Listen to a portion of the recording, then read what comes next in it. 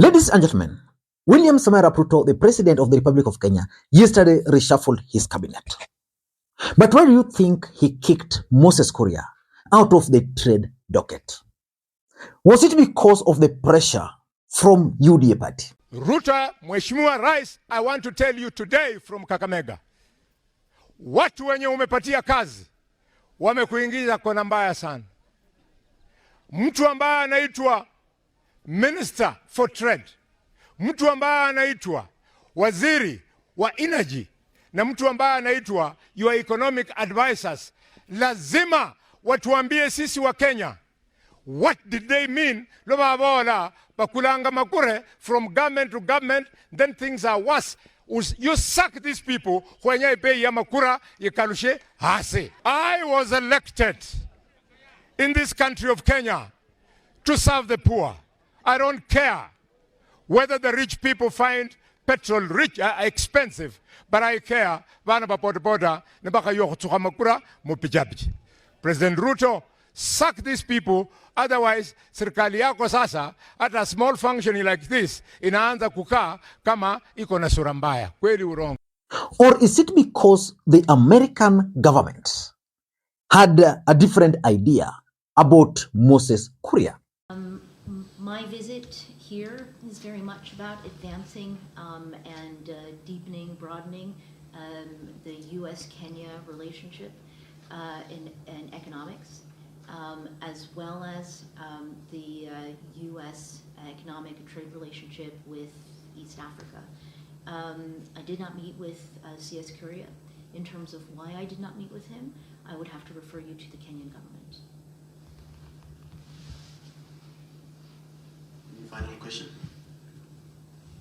All right, in the absence of any question, we'd like to thank Ambassador Time. Or is it possible that Moses Kuria had actually created enemies within government, especially senior government officials like Rigathi Gachagua from Mount Kenya? Na jameni, najua mimi nakuaga na maadui wengi. Na sijali kwa sababu kwetu tunasema ndovu haiwezi kushindwa na pembe zake. Hata wakuje nani na nani, mimi kazi nitaendelea kutuanga, nitaendelea kujorosha Kenya. And if you don't like me, anza kuadikia, I can bet one thing. Wale wanasherekea ati mimi nilitolewa kwa hii wizara, within 6 months wataanza kwenda kwa rais kumwambia ai amezidi sana, mtoe hapa tena. They will be asking for another reshuffle in 6 months time. Wallahi, I promise you. Because vile itatoanga hii kazi na vile nitaruka hii Kenya kila pahali kuhakikisha kwamba serikali ya William Samoei Ruto imesucceed kwa ile mipango ambayo iliahidi watu wetu. My friend, mtosheke na mjue ya kwamba kama ulikuwa unasuburiwa na mimi nilikuwa na kawizara kamoja, sebuze saa hii mimi na coordinate wizara zote 22, si utajihalia. Mungu awabariki na Mungu alinde. Asanteni sana watu wa Garissa, na wapenda sana. Asante. In this video, I want to reveal to you guys why Moses Kuria was actually kicked out of the trade docket. Because for those who follow the politics of this country very closely, ahead of the 2022 general election, Moses Kuria had his own political party, Chama cha Kazi. In fact, Chama cha Kazi became the first political party to defeat Uhuru Kenyatta in a by-election in Juja, if I'm not wrong. And then they repeated the same in another by-election. But when William Ruto formed his UDA party, Moses Kuria insisted on his political party. As fate would have it, William Ruto entered into some coalition agreement with Moses Kuria. And after the election, Moses Kuria was named as the cabinet secretary for trade. As a matter of fact, it was a negotiated agreement. And after that, Moses Kuria decided to fold his party. Najua ile kiti viatu ambao Murkomen ameacha ni kubwa. Najua mtafanya kazi yenu kuchagua kiongozi. Nataka kuunga mkono yule amesema hii maneno mumalizie katika nomination ya UDA. Unajua mimi nilikuwa mpaka jana nilikuwa kiongozi wa chama inaitwa Chama cha Kazi. nikavuja hiyo chama, tukalikia registrar, tukaingia ndani ya UDA. Sasa kama mimi mtu mkubwa, waziri mzima, anavuja chama ingia UDA, wewe ni nani? Tunaelewana? Mimi nataka tuungane mkono, tukimaliza nomination ya UDA, hiyo maneno ishe hapa. But when do you think William Ruto decided in his own wisdom to reshuffle Moses Kuria? Because the Ministry of Trade was supposed to achieve one objective, to address the issue of Kikuyu businesses. Because during the campaigns, William Ruto and his government had actually convinced the mountain that their businesses were not doing well because of the policies of Uhuru Kenyatta and because of the handshake. And the person who was supposed to address that was none other than Moses Kuria. Remember, cabinet ministers are not supposed to be politicians. But William Ruto brought Moses Kuria to bring the political aspect to the ministry. But before we get into all those details, for those who are watching this channel for the first time, please take a second or two, click that subscribe button so that next time we produce a video like this, YouTube will automatically notify you. And to the subscribers, I want to continue thanking you guys for your continued support. Because without that support, this channel cannot be where it is. Ladies and gentlemen, why do you think William Ruto kicked Moses Kuria out of the Ministry of Trade and Investment? Number one, in my view, I strongly believe that Moses Kuria was kicked out because of one main thing. Moses Kuria was busy launching industrial parks across the country without allowing William Ruto to launch. Like William Ruto was coming to Kisumu. Like William Ruto is beginning his tour of Nyanza tomorrow. In an ideal situation, William Ruto would have launched that industrial park in Siaya. Moses Kuria launched it. He would have launched the one in Kisumu. Moses Kuria launched it. He would have also launched the one in Homa Bay. Moses Kuria already launched it. And questions were being asked why Moses Kuria was concentrating on Azimio counties.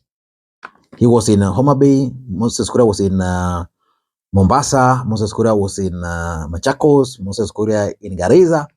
And several questions were being asked why he was strategically beginning with the Azimio counties. The truth is, certain elements within Kenya Kwanza were not comfortable with the way Moses Kuria was handling the industrial parks, how he was launching them, erecting billboards, using those platforms to give credit to himself. Number two, that US issue was a big deal. Because US government is actually one of the biggest trade partners in Africa and in Kenya for that matter. Moses Kuria is the Minister for Trade. And the US representative for trade comes into the country, but refuses to meet with Moses Kuria. That was the first red flag. And then William Ruto goes to the United States of America. Moses Kuria is left behind. And Ruto goes ahead to introduce someone else as the Minister for Trade. Those were clear signals that the US government had actually issued Ruto with strict instructions on what to do with Moses Kuria. So it was just a matter of time. And in fact, I did that analysis sometimes back. It was just a matter of time. And that time was yesterday. Number three, if you ask me, it also has everything to do with Mount Kenya succession politics. The truth of the matter is that if you look at Mount Kenya, there is Rigathi Gachagua, there is Moses Kuria, there is Anne Waiguru is also emerging now, there is Ndindi Nyoro, and Kimani Ichung'wah, who is going to be William Ruto's running mate in 2027. So I tend to think that the list is growing, and therefore there is the need to discard Moses Kuria early enough. That's what I'm reading. Because Rigathi Gachagua differed with Moses Kuria, and at some point he tried defending Moses Kuria that, okay, nobody can kick Moses Kuria out. And of course, nobody has kicked Moses Kuria out. but he's just been removed from that powerful ministry, which is basically a demotion. So it has everything to do with Mount Kenya succession politics. I don't know whether it's William Ruto's strategy or it's Rigathi Gachagua who insisted. And lastly, if you ask me, the value that Moses Kuria brought on board for William Ruto has now reduced. Moses Kuria was the member of parliament representing Uhuru Kenyatta in parliament. And therefore, by him supporting Ruto, it was a big deal. Just like now, of Chanda, who is Raila Odinga member of parliament, is opposing Raila. For example, today, who is the terrible member of parliament, if that terrible member of parliament were to start opposing Ruto today, that would be a big deal. So Moses Kuria was bringing that value to Ruto's camp, that even the president member of parliament is opposed to him. And then he comes from Kiambu. Kiambu was one of the biggest, it's one of the biggest counties we have in the country in terms of numbers, in terms of everything. So he was bringing that value. And of course, Moses Kuria and his nature,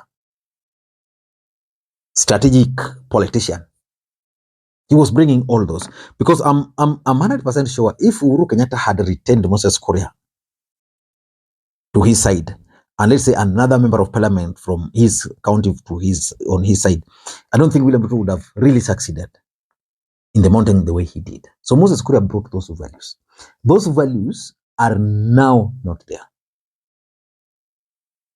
What can Moses Kuria now add to Ruto? He can only reduce the value using his foul mouth. For example, today I'm told in Gatundu South, the residents there are very angry with him because he's actually abusing the Kenyatta family. Previously, those were the points. So I don't think it's going to add any value, and that's why he's been kicked out. I don't know what you think. That's my take. Thank you guys, and may you have a good day. Until next time, Makwiny. Bye-bye.